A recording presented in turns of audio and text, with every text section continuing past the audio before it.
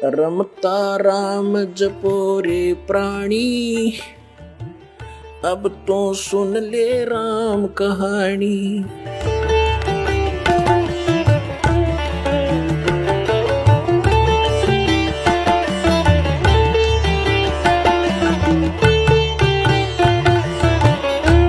परमात्मा क्या याद दिलाते हैं कि जाटी पूजे पीपल पूजे और सिर तुलसा के हो और दूध पूत में खैर राखिए, न्यो पूजू हो तो जांडी पूजे और पीपल में पानी चढ़ावे और फिर तुलसी माता ने पूजे। और उनको किस लिए पूज रही हूं कि मेरे दूध पूत में खैर राखिए। बता अकल देखो हमारी। ये हमारे धर्म गुरुओं की गाइडलाइन थी। हमारे कोई ये शास्त्र विदिता का मनमान्य साधना करवा के सारे भूत बनवा दिए। फिर क्या बताते हैं परमात्मा, जीवित बाप के लट्ठम लट्ठा और मुए गंग पुचैया, और जब आवे आसुज का महीना और वो कौवा बाप बनैया रे बोड़ी सी दुनिया। सतगुरु बिन कैसे सरिया। जैसे जीवित बाप के साथ तो खेचा तानी रखे नकम्मी आत्मा है, और मरने के बाद फिर उसकी गति के लिए चलेंगे कहां से। देखो पुण्यात्माओं, ये हमारे धर्म गुरु कहां से गति कराने लगते हैं मृत्यु के उपरांत। पहले तो यूं कहेंगे कि अस्थि उठाओ और गंगा में प्रवाह कराओ, इसकी गति हो जाएगी। अच्छा क्या करते हैं, एक व्यक्ति नाम ना लेवा था, उसकी पत्नी ने नाम ले रखा था। वैसे उसका अपनी पत्नी को मना नहीं करता था, ज्ञान से बहुत कुछ परिचित भी था, लेकिन उसके सामने एक बात आती कि मेरा पिताजी की मृत्यु होगी और मैं यदि गंगा में अस्थि नहीं डालकर आया तो फिर मेरी आत्मा नहीं मानेगी, तो मैं इसलिए नाम नहीं लूं। एक दिन वो बता रही थी उसकी पत्नी कि मेरे तायसरे की मृत्यु होगी, यानी उसके ताऊ की, और वो लेकर गए उसकी अस्थियों को गंगा घाट पे। वहां बैठे वो पांडे, और वहां इन्होंने अपने अक्षेत्र बांट रखे हैं कि ये मेरे क्षेत्र का, ये मेरे क्षेत्र का। जाते ही पूछ लेते कहां से आए जी, वो बता दिया जी ऐसे ऐसे सोनीपत से आए। अच्छा अच्छा आज तुम हमारे हो वो पकड़ ले गए। तो वहां जाकर उसने देखा, खोल कर पिछला सारा इतिहास बता देते हैं। तो क्या बोले वे नो, बोले यजमान इब कद बहुत जन्माए रे तेरा गजब भयो। अब उन्हों कह रही थी कि वो बतावा था उसका पति कि मेरा माथा ठनक्या कि दुश्मन तेनू बाट देखा हम रोज मरा। इन्हों कहा इब कद बहुत जन्माए गति करान। तो वो कहने लगा उसके बाद मेरा वहां से मन हट गया कि वो तो हमारी सारा दिन जो है ना ये कुशोण मनावे हैं। अपने आत्माओं गति करवा दी, किस गति करवा दी कि गंगा में अस्थि डलवा दी, होगी गति। फिर कहें 13वीं करो। 13वीं किस लिए कि गति कराने खातिर। अच्छा हुआ 13वीं भी कर दी। फिर कहें अब इसके सरहद निकालो। पहले प्रत्येक महीने किया करते, फिर छठे महीने और बड़ा व्यवस्था करते थे, और फिर 1 वर्ष के बाद वो कंप्लीशन होता था, उसका समापन करते थे। 1 साल में पूरे वर्ष लगे रहते थे गति कराने। और फिर क्या करते हैं परमात्मा कहते हैं, प्रेत सिला पैजा बिराजे पितरों पिंड भराई। फिर पिंड भरवा दो, पितरों की मुक्ति हो जाएगी। परमात्मा क्या कहते हैं, जीवित बाप के लट्ठम लट्ठा हर मुए गंग पुचैया, और जब आया आसुज का महीना कौवा बाप बनैया रे बोड़ी सी दुनिया। अब फिर आगे श्राद्ध के समय आसुज का महीना। तो जिस तिथि को कोई घर का सदस्य मृत्यु को प्राप्त होता है तो हमारे धर्म गुरु वो तिथि नोट कर लेते हैं। आसोज के महीने में अमावस्या से लेकर पूर्णमासी तक उस किसी भी तिथि को मृत्यु होती है तो उस दिन विशेष कार्यक्रम करते हैं, श्राद्ध निकालते हैं। और सबसे पहले क्या करते हैं, वो बना कर भोजन ऊपर रखते हैं छत पे, और उसी समय कौवे आकर खा जाते हैं। तो वो क्या कहते हैं हमारे धर्मगुरु, देखो भोग लग गए तेरे पिताजी, हो सकता कौआ बन रहे हो। अरे भले आदमियों, गति करान लागे थे, कौआ बना के छोड़ दिया। ये है इनके साधन। अब परमात्मा कहते हैं प्रेतसला पैजा विराजे पितरो पिंड भराई, और बहुत सरहद खान को आए काग बने कलमाई। आगे क्या बताते हैं, जय सतगुरु की संगत करते सकल कर्म कट जाई, अमरपुरी पर आसन होते जहां धूप ना छाई। अब क्या बताते हैं, जय सतगुरु की संगत करते, सतगुरु मिल जाते तो ये सारे कर्मों तो पीछा छूट जाता, ना श्राद्ध निकालने, ना भूत बनना, ना कौवे और पशु की योनियों में जाना। और फिर क्या होता, अमरपुरी पर, अमरपुरी जिस स्थान का कभी नाश ना हो, सतलोक सनातन परम धाम की प्राप्ति हो जा, जय सतगुरु मिल जा तो ये झंझट मिट जा सारे। और ये हमारे गुरुजी धर्म गुरु ने कहा श्राद्ध तो वैसे निकालना चाहिए, इन्हें तो हमारे कर्म बिगड़वाण का ठेका ले रखा था। पुण्यात्माओं, पवित्र हिंदू धर्म के जो सदग्रंथ हैं, पवित्र चारों वेद और पवित्र श्रीमद् भगवत गीता, और पांचवा वेद जो परमात्मा कबीर जी की वाणी जो उनके मुख कमल से बोला गया, उसमें कंप्लीट ज्ञान है, सभी सदग्रंथों का सारांश है। वो तो इनके हाथ नहीं लगा, क्योंकि उन्होंने इन संस्कृत के ज्ञाताओं ने वो तो रिजेक्ट कर रखा था। कबीर साहब की वाणी तो एक अशिक्षित की वाणी है, इस करके वो हमारे पास, हमारे तक नहीं आने दिया। तो इनमें जो पुराण है, ये पुराण क्या चीज है, ये चारों वेद, उन चारों वेदों का सारांश श्रीमद् भगवत गीता। लेकिन श्रीमद् भगवत गीता में कुछ अटकल युद्ध कराने के लिए इस काल भगवान ने लगाई है, वो अलग से दिखाई देती है।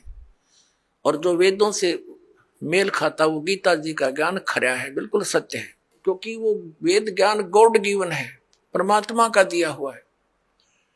तो हमने परमात्मा के आदेश का पालन करना है। और पुराण क्या है, ये ब्रह्मा जी द्वारा दिया गया ज्ञान, ब्रह्मा जी से सुना, फिर कुछ अन्य ऋषियों ने किसी और से सुना हुआ ज्ञान, वो सब खिचड़ी बना के पुराण बना दी। अब वेदों में इन श्राद्ध आदि कर्म कांड का निषेध है, और गीता जी में निषेध 9वें अध्याय के 25वें श्लोक में स्पष्ट किया है, भूत पूजने वाले भूत बनेंगे। ये देखिएगा, श्रीमद् भगवत गीता, गीता प्रेस गोरखपुर से प्रकाशित है, जयदयाल गोविंद का इसके अनुवादक है। अध्याय नंबर 9 का ये है, अध्याय नंबर 9 श्रीमद् भगवत गीता, श्लोक नंबर 25। देवताओं को पूजने वाले देवताओं को प्राप्त होंगे, पितरों को पूजने वाले पितरों को प्राप्त होते हैं, और भूतों को पूजने वाले भूतों को प्राप्त होते हैं, और मेरा पूजन करने वाले मुझको ही प्राप्त होते हैं। अब ये श्राद्ध कितना आगे फिर, अब आपको दिखाते एक झलक पुराणों में क्या लिखा है। एक मार्कंडे पुराण है, एक रुचि नाम के ब्राह्मण थे, ऋषि, और उसने वेदों को समझा पढ़ा, ये ज्ञानी आत्मा थे कि मनुष्य जीवन केवल मोक्ष प्राप्ति के लिए प्राप्त होता है। इसलिए उसने ना तो विवाह कराया, ब्रह्मचारी पद पर रहते हुए 40 वर्ष की उम्र हो गई थी, और अपना जंगल में वन में रहता था, कोई मकान झोंपड़ी भी नहीं डाल रखी थी। ये सोच करके मोक्ष प्राप्ति करानी है, क्या संग्रह करना है, 2 दिन का जीवन है। अब वो वेदों अनुसार साधना कर रहा था, रुचि ऋषि, और उसके जो पिताजी, दादाजी, परदादाजी, चौथा दादाजी वो मर चुके थे, वह भूत बन रहे थे, और वह भी ऋषि थे, ब्राह्मण थे, उनने भी ये कर्म कांड करे और करवाए थे, तो भूता बनेंगे वह। तो वो चारों दिखाई दिए और कहा, बेटा तूने विवाह क्यों नहीं करवाया, विवाह करवा के तुम हमारा श्राद्ध करता है। और हमारी गति हो जाती। अब रुचि कहने लगा कि पितामहो, वेद में तो ये मना कर रखा है, ये श्राद्ध श्रुद्ध निकालना, ये कर्म कांड करना, ये तो मूर्खों का मार्ग है। और वो पितर भी कहते हैं बेटा है तो ऐसा ही, इसमें कोई संदेह नहीं, मिथ्या नहीं है, सच्चाई है। लेकिन हमारा क्या होगा, एक तुम बाढ़ में जाओ, थारा क्या होगा, आप मरे, अरे पुत्र और मरवाने के लिए तैयार करे। या देखो मार्कंडे पुराण, ये गीता प्रेस गोरखपुर से प्रकाशित है। गीता प्रेस गोरखपुर से प्रकाशित है। ये गीता प्रेस गोरखपुर से प्रकाशित है। ये 242 पृष्ठ पे संक्षिप्त मार्कंडेय पुराण, रोच्य मुनि की उत्पत्ति कथा। मार्कंडेय जी कहते हैं कि ब्राह्मण, पूर्व काल की बात है, प्रजापति रुचि ममता और अहंकार से रहित इस पृथ्वी पर विचरते थे। उन्हें किसी से भय नहीं था, वे बहुत कम सोते थे। उन्होंने न तो अग्नि की स्थापना की थी, न अपने लिए घर ही बना रखा था। वे एक बार भोजन करते और बिना आश्रम के ही रहते थे। उन्हें सब प्रकार की आसक्तियों से रहित एवं मुनिवर्ती में देख उनके पितरों ने उनसे कहा, ये देखिए ये चारों आगे भूत बन रहे, ये देखो, ये रुचि ऋषि है, ये इनके पहले बने हुए वो पंडित जी सारे भूत पूज का भूत बन गए। अब ये दिख गए इसने सारे इकट्ठे। पितर बोले बेटा, विवाह स्वर्ग और अपवर्ग का हेतु होने के कारण एक पुण्यमय कार्य है। ये तो इन पितरों के वचन हैं, ये तो पितरों के वचन है जो अपनी सलाह दे रहे हैं। देखना, उसे तुमने क्यों नहीं किया। ग्रस्त पुरुष समस्त देवताओं, पितरों, ऋषियों और अतिथियों की पूजा करके पुण्यमय लोकों को प्राप्त करता है। वह सभा के उच्चारण से देवताओं को,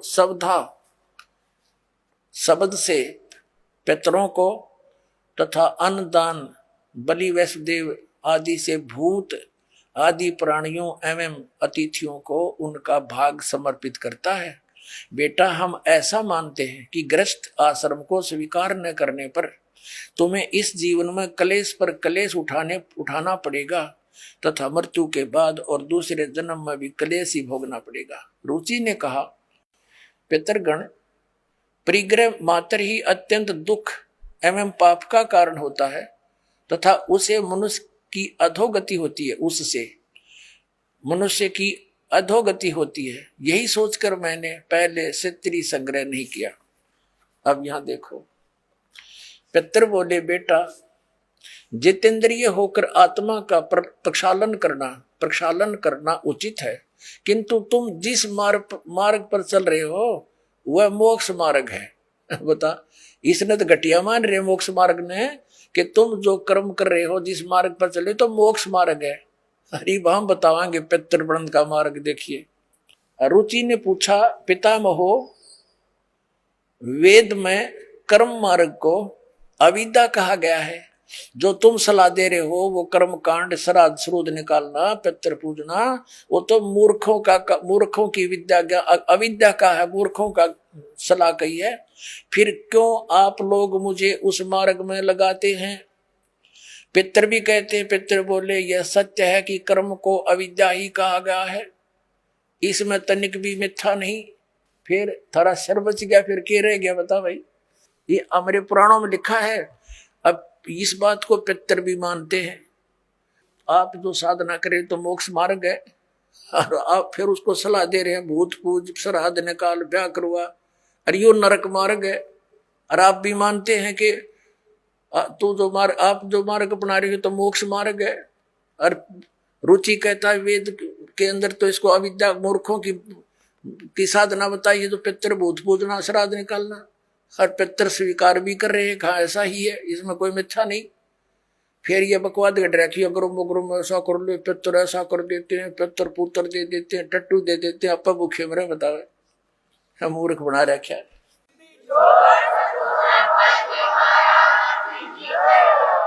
आप सुन रहे थे जगत गुरु तत्वदर्शी संत रामपाल जी महाराज जी के मंगल प्रवचन। अधिक जानकारी के लिए विजिट कीजिए हमारी वेबसाइट www.jagatgururampalji.org। संत रामपाल जी महाराज जी के शुभ आशीर्वाद से पूरे विश्व भर में 500 से भी ज्यादा नाम दीक्षा केंद्र हैं, जिन पर संत रामपाल जी महाराज जी द्वारा ऑनलाइन निशुल्क नाम दीक्षा दी जा रही है। अपने नजदीकी नाम दीक्षा केंद्र का पता करने के लिए संपर्क करें 8222880541।